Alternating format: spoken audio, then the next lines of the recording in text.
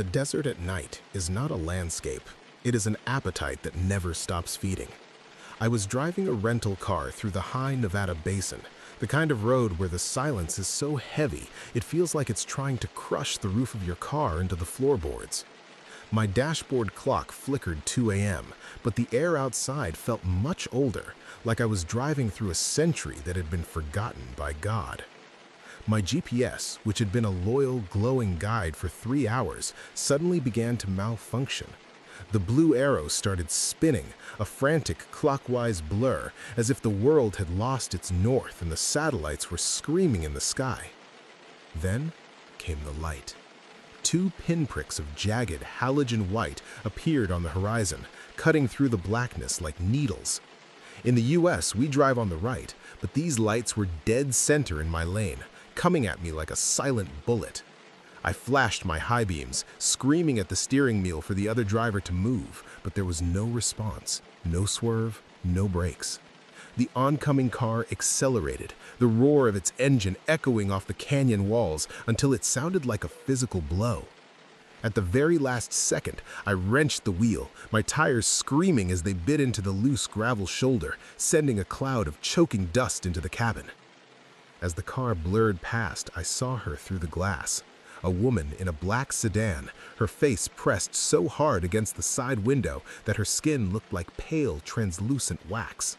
Her mouth was wide, locked in a silent, agonizing scream that seemed to vibrate the very glass of my own car.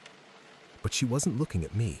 She was looking at the empty air of her own back seat, her eyes wide with a terror that I couldn't yet understand. I caught my breath, my heart hammering against my ribs like a trapped bird, and looked in the rearview mirror. The road was empty. No taillights, no dust, just the black ribbon of the highway stretching into an impossible lightless infinity. 10 minutes later, those same halogen pinpricks appeared again. Same car, same lane, same suicidal speed. This time as I swerved, I saw her hands. They weren't on the steering wheel, they were zip-tied to the headrest, her fingers bloody and raw from clawing at the plastic in a desperate attempt to escape. I realized then that I wasn't passing a stranger. I was trapped in a dimensional loop, a glitch in the geography of the desert. Every time I dodged her, I was simply resetting the clock for the next encounter. I slammed on the brakes and stepped out of the car, the silence of the desert pressing against my eardrums like a physical weight. I looked down at the asphalt under my boots. The white lines of the highway weren't paint. They were made of bleached human bones, laid end to end, femurs, ribs, and finger bones, marking a path for something that lived in the dark and used our roads as a hunting ground. I heard the engine again, a low, guttural growl that felt like it was coming from the earth itself. The black sedan was coming back, but it wasn't staying on the road this time. It steered directly toward me on the shoulder, its lights blinding me. As the car surged forward, the woman's face shifted through the windshield. It wasn't a stranger anymore. It was my own face, zip-tied to the seat, eyes wide with the realization that the road needed a new white line, and I was the next contribution to the desert's hunger.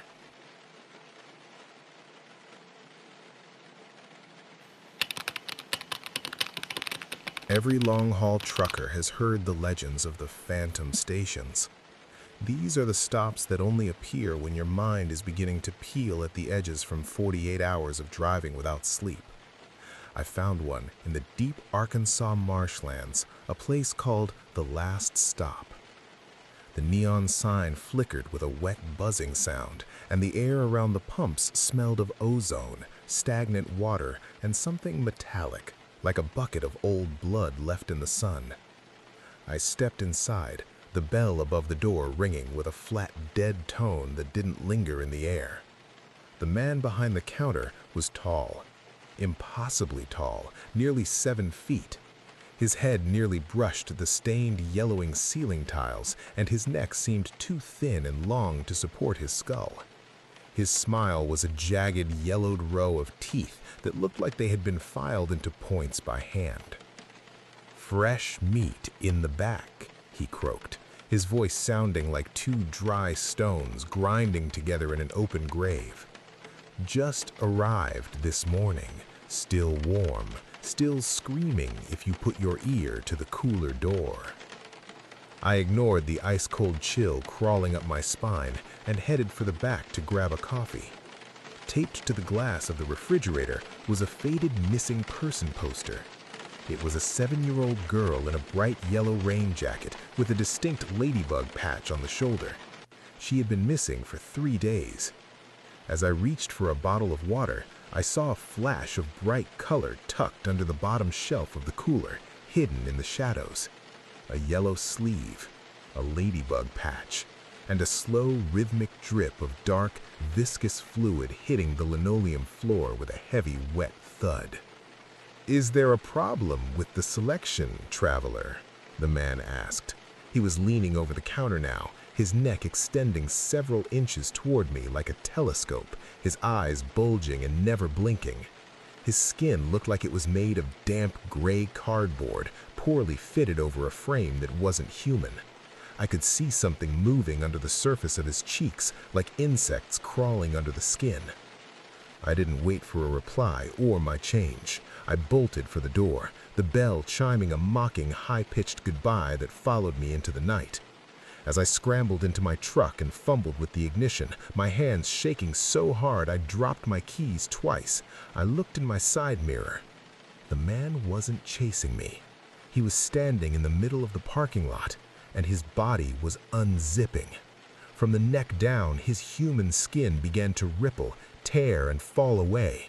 Something gray, wet, and covered in dozens of human-like fingers pushed its way out of the meat suit he had been wearing, its multiple eyes fixing on my cab. I floored the truck, the tires spitting gravel and smoke as I roared back onto the safety of the highway. I didn't stop for 100 miles, my eyes fixed on the road ahead, refusing to look at the shadows. But then, from the dark, cramped safety of my sleeper berth behind the driver's seat, a tiny, muffled voice whispered, "Please, mister, don't stop the truck. He's still hanging on to the axle. He's waiting for the engine to cool down so he can come inside."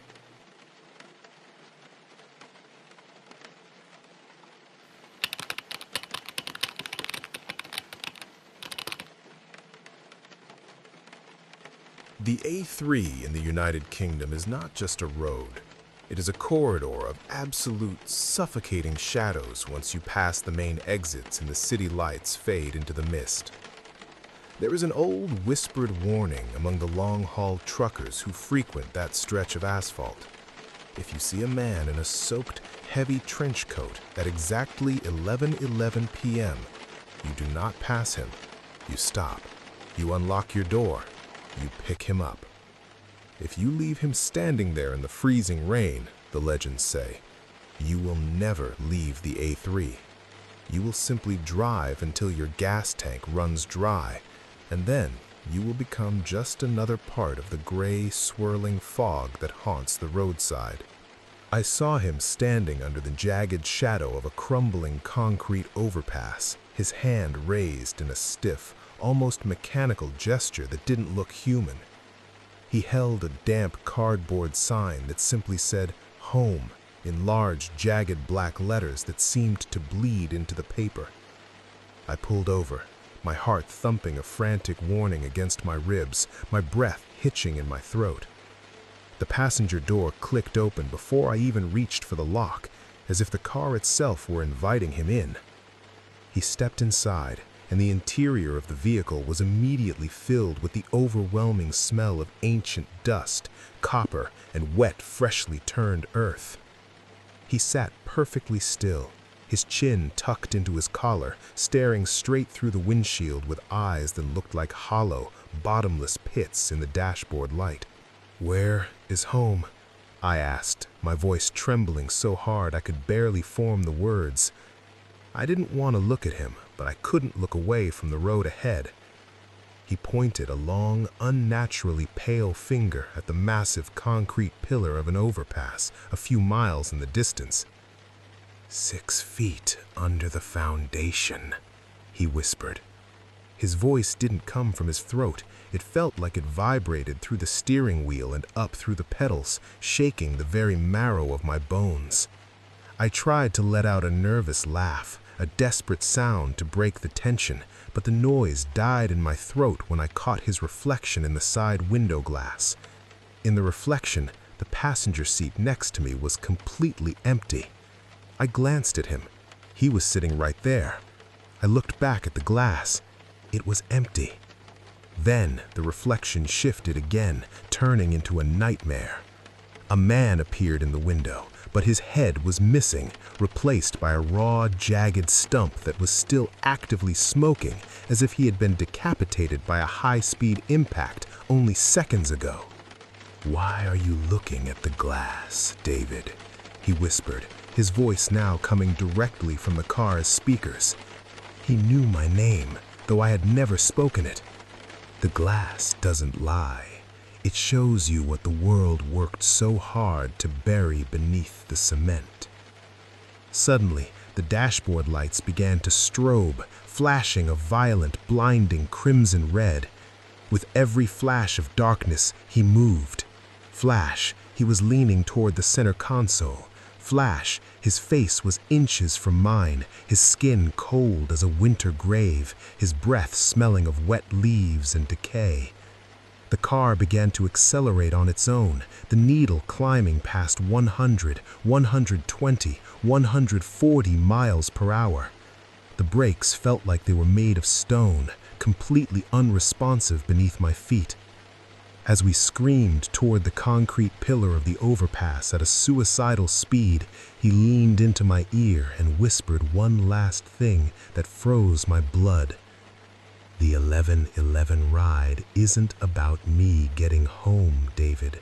It's about me finding someone to take my place in the reflection, so I can finally walk away into the light."